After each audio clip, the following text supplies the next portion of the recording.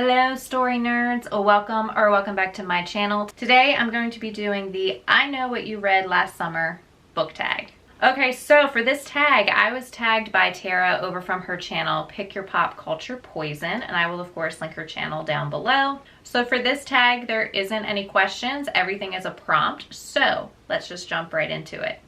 Prompt number 1 is Final Girl, a book with a strong female protagonist. Okay, so for this one, I chose The 40 Elephants by Erin Bledsoe.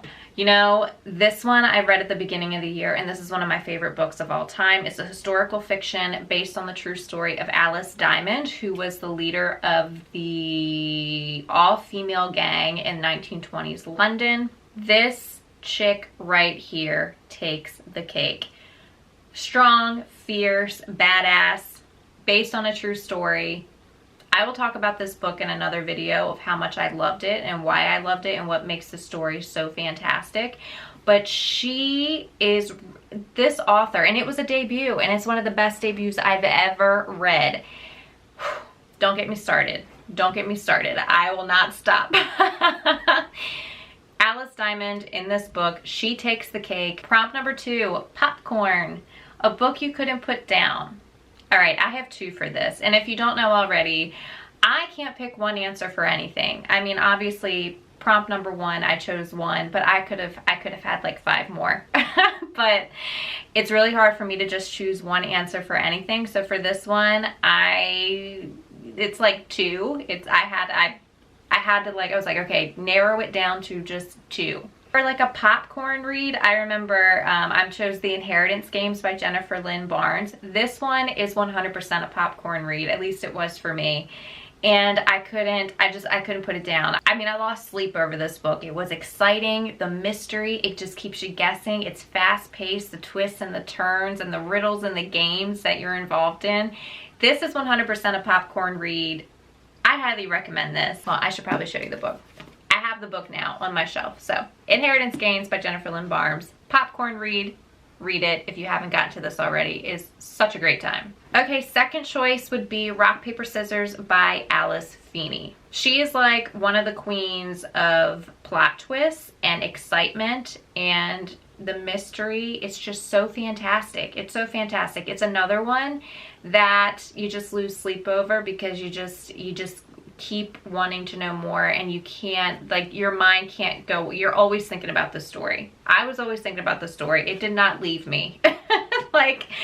And I actually listened to this twice because it's sometimes like with audiobooks, I will listen to them, especially if it's really atmospheric, and this one is. It's all about atmosphere. If I listen to it on audiobook and it's such an exciting mystery, I'll like do a re-listen right afterwards so I can grasp all of the details that I missed on the first run through, and it becomes like a movie. It's like a cinematic experience. It's fantastic. I highly recommend this. Prompt number 3, Ticket, a book that introduced you to your favorite genre. Okay, so I read a variety of genres. Okay, fantasy is one of my favorites, but also mysteries, murder mysteries is another one of my favorites. I love that excitement build-up factor that a really well written mystery does. So I would say these 2 are my favorite genres. The fantasy genre, I'm gonna say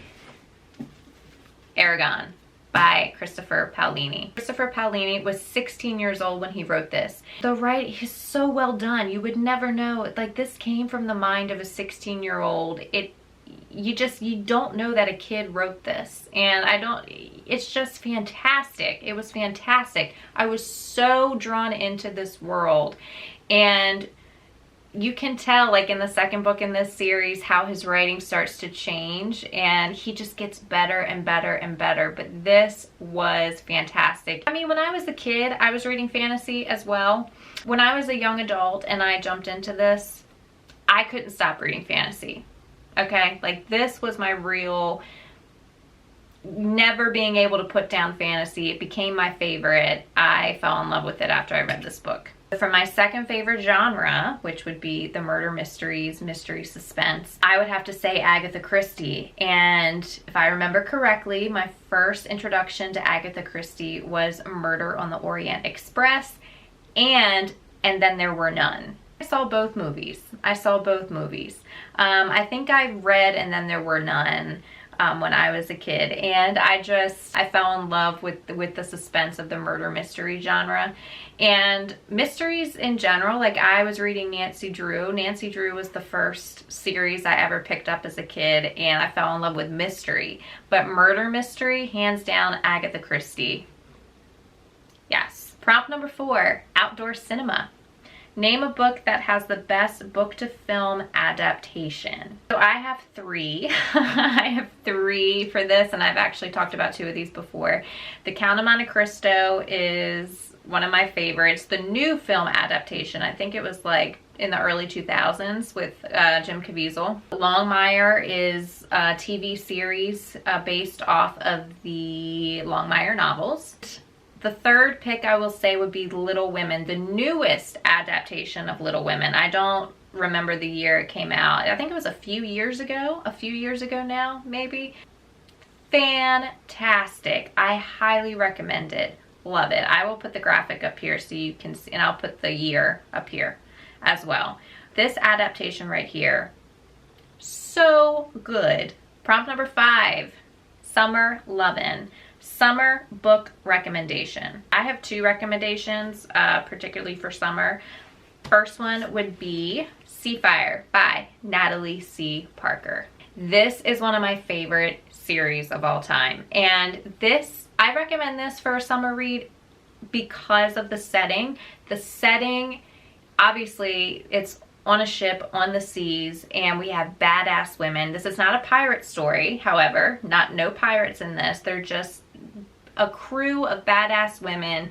It's a revenge story, and it's not a light read. This is a YA fantasy story set on the seas, and even though it's YA, it's like it has that like kind of epic fantasy feel without being dense and without being like brain overload. It is perfectly written. The writing is fantastic.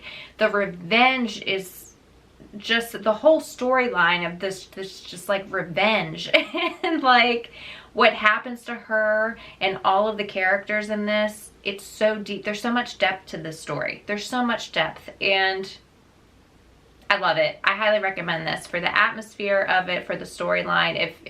Like I said, it's not, a lot of people sometimes in the summer want to read like a light summer, but I'm not into all that. I simply recommend this for the sea setting, and if you want a really epic YA story that doesn't really feel YA, if you want to be, especially, I love recommending YA to people who think that they've either outgrown the YA genre or the YA writing style, or if they just haven't found a YA series or book that they are vibing with.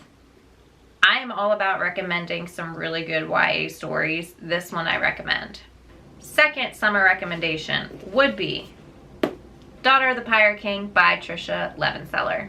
I love Tricia Levenseller. She's one of my favorite authors. She is witty, sarcastic, badass female characters as our main characters. Would be a light, fun-hearted read, perfect for summer. Highly recommend it. Prompt number 6, Scythe Assassin, a villain you'd love to interview. All right, this is like a trick question, okay? Because what's gonna happen when I'm done the interview, right? The villain, first off, if you piss them off, you're done for. You're done for anyway, okay? You pissed them off. Plus, they're gonna give you all their information and just let you walk away.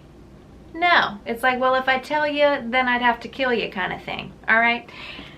So, trick question, and immediately what pops into my head is the movie An Interview with a Vampire. If you haven't, now I have not seen that movie. I watched that movie when I was a kid. Like I said, I haven't watched it recently. It's been years since I watched it, and I'm not interested in vampires, so I wouldn't be watching it anytime soon. The most hilarious part of this that I am recalling is the ending.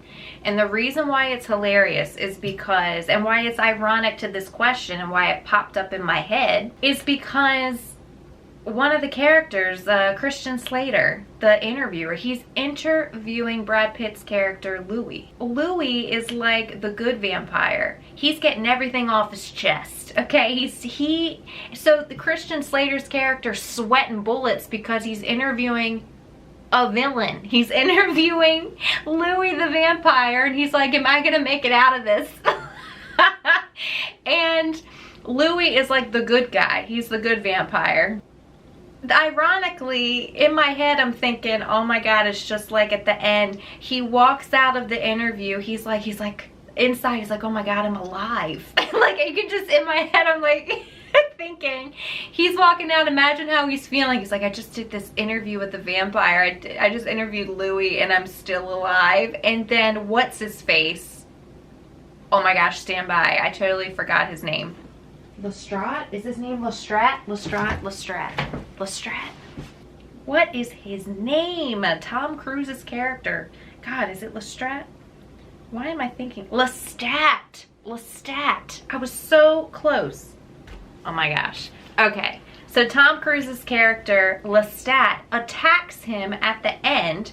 And, I mean, spoilers. Don't watch this part if you don't want to be spoiled for the ending.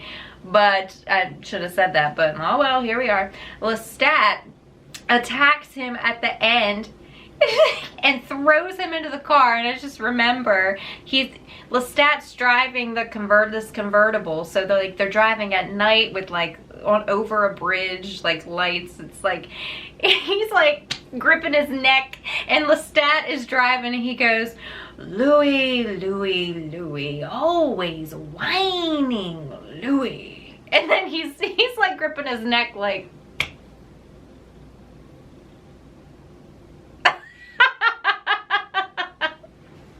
so he makes it out alive after interviewing Louis, and then he gets attacked by Lestat, and he's like, is done for. He thinks he's like, wow, I just interviewed him and I made it. Nope. That's also going to go down for me as the most surprising ending I think I've ever encountered, because you have a movie that is so somber and so depressing with their storylines and what has happened with their lives, and it ends in such a comical way. I just remember, like, that's a hilarious ending, an unexpected hilarious ending to this type of movie, to this type of storyline. Louis, always whining, Louis.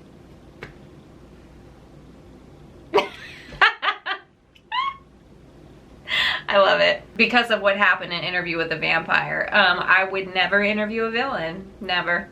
Prompt number 7, The Group of Friends. A book that contains the worst friend group. I have not read a story yet, as of now, that contains a group of friends that are the worst. And this is also a trick question because they're not really friends, right? If they're the worst, they're not really friends. They're kind of like keep your enemies closer kind of thing. So my answer to this is not going to be a book, it's going to be a movie. This one right here. Kill Bill. This is volume 2, Kill Bill volume 2. Clearly, if you know the premise of this story, these people are not your friends. This is the worst friend group ever. It's all about the character development. It's all about the story. And I love a good story. I love good characters. This movie is so good because of that alone. And of course, revenge. Ultimate revenge story. Worst group of friends that she clearly gets her revenge on all of them for what they have done. This is my answer. This one right here. Prompt number 8, end of course. What was your last DNF? Well, at the time of this video, I am going through the worst reading month of all time. I have DNF'd the most books I've ever DNF'd in a month. So, off the top of my head, The Only Survivors by Megan Miranda is at the top of my head, but I think I just DNF'd also The Book That Wouldn't Burn by Mark Lawrence. First off, fantasy hasn't been working out for me lately, so this one by Mark Lawrence was a huge disappointment. I was anticipating this. This is a new release for this year. Such a disappointment. It was just, I DNF'd it at the 50% mark, and I was like, do I want to keep going? No, I'm not going to keep going. It's not gripping me, and I'm not going to slog through a book. I'm not going to slog through. It's the pacing. The pacing, things could have been condensed down a lot, and it's just not, it wasn't what I thought it was going to be. It wasn't what I was looking for, and it's just like a slog. I'm slogging through it. It's not, like, parts of it are intriguing and I want to know, but I'm not going to go through, because it's long. Like, the audiobook is over 20 hours, and I'm like, it's not worth it. It's not worth it. I'm chasing a feeling I'm not getting from this book, and I don't think I'm going to get it, so no. And The Only Survivors by Megan Miranda. The premise of this sounded good. I always love a good thriller and mystery and suspense, and this just was awful. When it came to the writing, I didn't like the writing of this at all. The writing was not good. It wasn't gripping. It wasn't thrilling. I wasn't attached to anybody. Sorry. Nope. Prompt number 9. We Have a Secret. A book with a character that talks too much. So for this one, I remembered years ago when I was reading Skyward, this Brandon Sanderson's Skyward series, in Scythe. Now, I soft DNF'd it because something happened in Starsight that made me upset, and I did not want to continue with the series. I remember reading Scythe, like the beginning part, and the character Mbot, if I remember correctly, if I'm wrong, correct me down in the comments below, but I think Mbot, android, after he starts experiencing feelings and he has all these thoughts and he won't shut up. He will not shut up. And even like in Spence's point of view, she's like,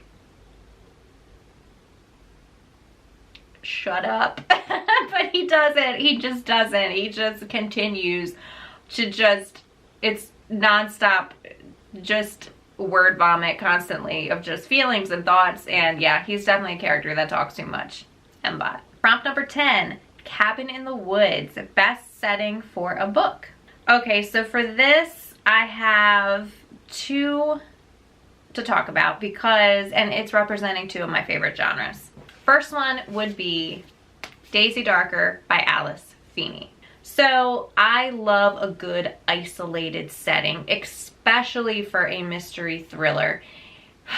This one in particular is set like in this like seaside manor. It's on a cliffside by the sea, okay? It's called Sea Glass. It's an estate called Sea Glass. They're cut off from the mainland. You know, there's only like certain times of day you can get to and from. Classic, you know, it's very reminiscent of Agatha Christie's And Then There Were None. Such a great isolated setting. Nope, I lied. I just remembered. I'm looking over here and I have 3 answers for this one. So answer number 2, or pick number 2 for me, would be Small Favors by Erin Craig. This is a YA thriller / soft horror, and again, isolated setting. This has Village vibes. If you've seen the movie The Village, 100% has those vibes. It's a small town in the middle of a forest, you know, very isolated. They depend on each other. They depend on getting supplies from other like neighboring small communities and towns from like, I don't know, but small town in the middle of a forest, bad things start to happen. And isolated setting, fantastic, 100%, such a great setting for this book. All right, my third answer, my third pick, my third choice is Heartless by Marissa Meyer. I loved the setting for this book. If you don't know, this is one of my favorite books of all time. We are following the backstory of the Queen of Hearts, her story before she became the villain.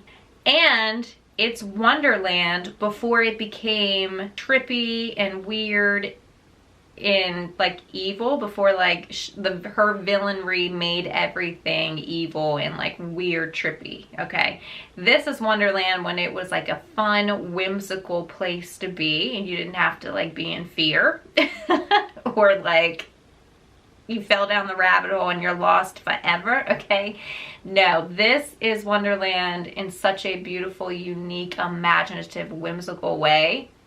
Such a great setting. Okay, prompt number 11, which is Friday the 13th. Now, there were 13 prompts for this tag. 2 of the prompts, I don't remember what they were. I either didn't have answers for, so I just like cut those out and made it 11, but I kept this one even though the numbers don't match. So Friday the 13th, a book that emotionally / mentally affected your life. Or messed with you, just simply messed with you in any way, shape, or form. Okay, so again, leading from my answer before, this one emotionally messed with me, okay? Emotionally, not okay. It's not just about what happened to make her the Queen of Hearts, okay? Like, you know, going into this, like, you already know what's gonna happen, but your mind doesn't want to believe it. So it kind of spoils itself in that way, but your mind doesn't want to believe it, so it's like so it's not that she doomed she dooms everybody, and especially just one character in particular. What happens? But it messed with me emotionally because one huge reason is Marissa Meyer was brilliant when she wrote this book. She created a story within a story. She set up a storyline in a place called the Kingdom of Chess. Okay, she created a backstory for Hatter before Hatter went mad. Okay, so I am upset because I want that prequel. I want the prequel to where Hatter and our other main character Jess, to these 2 men coming from the Kingdom of Chess, because that's where, in this story, that's where they came from, and their lives there, and how they were given a mission and how they got to Wonderland, and before that, like where they came from. I want to go to the Kingdom of Chess. I want the prequel. She could have written the story that could have been. So there's 2 reasons. We could get a prequel to those 2 characters, their story, and before this, okay? We could get a whole prequel before this book, and we can get she could write the story that could have been. What would happen if the Queen of Hearts would have made the right decision, wouldn't have doomed everyone, would not have become the villain, and they all would have, their lives would have gone to this other world, okay? And I can't really say more without spoiling it. Kind of like already spoiled a little bit already, but whatever, okay? Like I said, it's hard because you already know going into this, like what's gonna happen. You just don't want to believe it. That is why it messes with me so much, is because we could get 2 stories. The story that could have been, and the prequel, we could be taken to a whole nother world because she's so brilliant. It's very cohesive.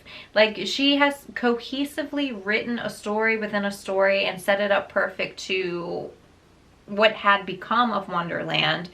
But it's just, it messes with me emotionally because I know that I'm never going to get those 2 things. And it bothers me. It really bothers me because if I was an author, if I was her as an author, I would have written, I may not have written both, but I would definitely write one or the other. Either a prequel or the story that could have been.